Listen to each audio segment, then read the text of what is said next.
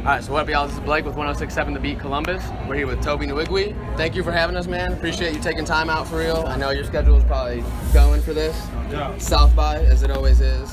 So let's get right into it. So we met you yesterday, or a couple days ago, over at the Sway broadcast. Yep. So first question is kind of how'd you and Sway kind of come to be connected? That's the craziest thing. So I do this thing every Sunday for the last year and a half, maybe two, called Get Twisted Sundays on all social media platforms. And he just so happened to catch one of the videos on Instagram. And when he saw it, he liked what he saw, and he hit me up. That's how it and invited me to the show. Man. Straight like that. He didn't even say like, yo, that was good. He was just like, hey, when you gonna come on? Crazy. Straight like that, yeah. Crazy. So it was crazy. And you know, after he invited me, he just watched me for a while. Maybe like a couple months after that, maybe 6 or so months, just to see if I was gonna be consistent, and then brought me up on the show. Look, I was raised in the hood until my mama went to nursing school and showed me what a little vision and work could do. My best friend auntie was a prostitute, and cars would pull up, the visits was conjugal. She had been with all kind of dudes. Had my mind all kind of confused. Was just a good diver, colored minor trying to make it through. An atmosphere where the behemoths was so egregious and got appeasement from using thesis I didn't agree with. Like we don't need. Told me we stuck here, boy, like we all adhesive. When they introduced you to Sway yesterday too, one of the first things they said that kind of grabbed my attention was the fact that you were real adamant about the role your wife plays. Oh, no doubt. And a lot of your stuff. So can you kind of explain what made you adamantly kind of want to speak on that, and kind of how it plays a part just in your process as an artist, and even how she kind of just plays a part, as I'm sure it's an integral role in everything. Yeah, just because it's real in my life. Like a lot of people, like they do what they do. They have their own reasons why they do what they do, and that's cool for them. But for me, Fat is like a major piece of my puzzle. She gives me a lot of my drive. She is in alignment with the purpose and the reason in which I do music. So, like whenever I do anything, you know what I'm saying? We just been through a lot. Yeah, we've been through a lot, and she my little ride or die. So another thing that kind of stuck out, just watching you perform yesterday, was your passion, your delivery. Yeah. And just like you can tell you feel everything you're saying. Yeah. My hood treat me like the boy from Aggie. That's why every single beat I need a fork and knife. Cause I swear it's time to eat. This for my partner's deceased who ain't never make it out the league. This for my mama who put me in little league and couldn't afford cleats. For little Mitch, running me over, so that turned me to a beast. This for my sister, for my niece, this for Fat, this for Reese, this for radio not showing love even though they obsolete. This for E, this for C, and all them G's letting text blow. I'm trying to have some substance for all of my dogs like Becco. No Jose Bay, but Mikey will blaze on me like dress code. Matter of fact, this for all the years I was stuck riding Metro. Couldn't afford no petrol. Now they swear I'm celestial. They never seen no Proto special from a young putting up that rep. So hard for Southwest LA, Texas, that's where my heart is. Were you always able to kind of comfortably tuck into that and speak on that really personal stuff? Like you had that one line too, even that you bought the two-door because your mom was the only one you were left with or whatever. Were you always able to kind of speak on that openly? No, I definitely wasn't. It wasn't until like something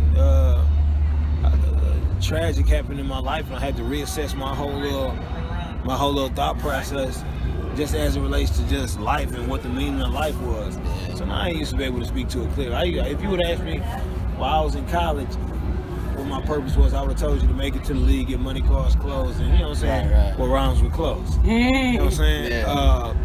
But once I disconnected myself from the mania of the world and really just started searching for the meaning of life myself and searching for purpose and finding a relationship with God and all that type of stuff, that's when I really started figuring out what my purpose was, and that's how I realized I was like my whole purpose was to be a conduit to the realization of purpose in other people's lives in whatever vehicle, you know what I'm saying, God would have me in at the time. So just right now the vehicle that I'm in is music. So I don't do music for I want to be the best rapper, I'm just trying to say something when I say something, and you know what I'm saying, make sure people like who are like me can like have a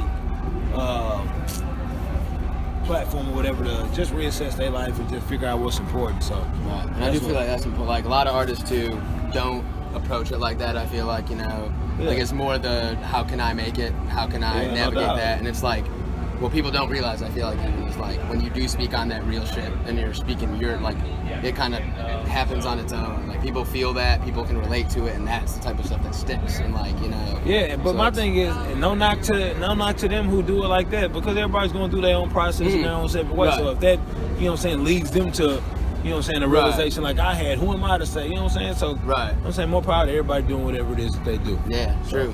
Busted Fiji for the freebie, trying to enhance the species. Teeny weeny BC rappers give me the heebie-jeebies. Especially these pseudo deep rappers who swear they be divine. Beyond that book of Eli, reading but no keep blind. These thirsty thotties see my spirit and get inclined with philosophy and revive simply because this that. Hey, this that water.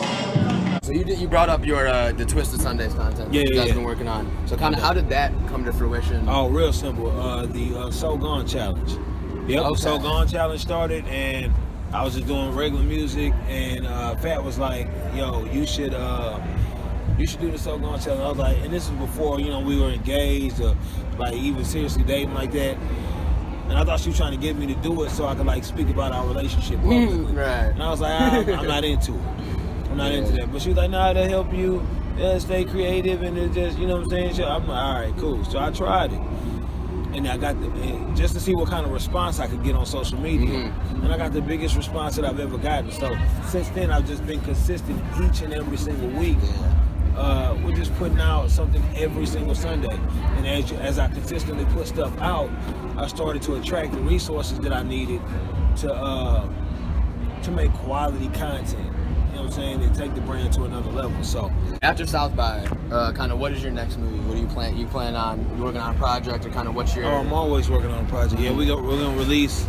We release new music each and every single Sunday on all platforms: Spotify, Apple Music, SoundCloud for people that don't like to pay for music. Everything we give it away free too, but we put it on all the other platforms just to make sure it's accessible to everybody, and it ain't, you know what I'm saying, attached to get to the music. So we put something out every single Sunday. We're releasing the Get Twisted Sundays Volume 3 mixtape. We're releasing the Get Twisted Sundays. So like compilate. Okay. Oh yeah. Compiling them together. Yeah. So after every like 12 or so, we put them out as a mixtape, Nice. and then after every single week we put the Get Twisted Sundays that we've done over other people's beats to original production and put them out on all the platforms. That's dope. Cool. So, you know, we just keep the brand going and keep it pushing, man. Yeah, that's how it is now. You got constant content. Everybody wants it. When you're putting it out there, it's, you know, it'll fall into place. No doubt. It's kind of last thing is a little introspective and kind of big, because I know obviously your career is not even close to over. It's anything like that. But like when you picture it all at the end, kind of when it sums up and all that, what's like most important to you as far as what you want people to take away, kind of from what you put out there? Oh, kind it's real of what simple. you want to leave. Yep, that I died empty. That's it. That I gave you everything that I had. I fulfilled everything that I was supposed to do. I left absolutely no potential on the table. That's what I want people to take. That's it. I died empty. That's real shit. Yeah. That's real Appreciate shit. you. Well, thank you for having us again, man. No doubt.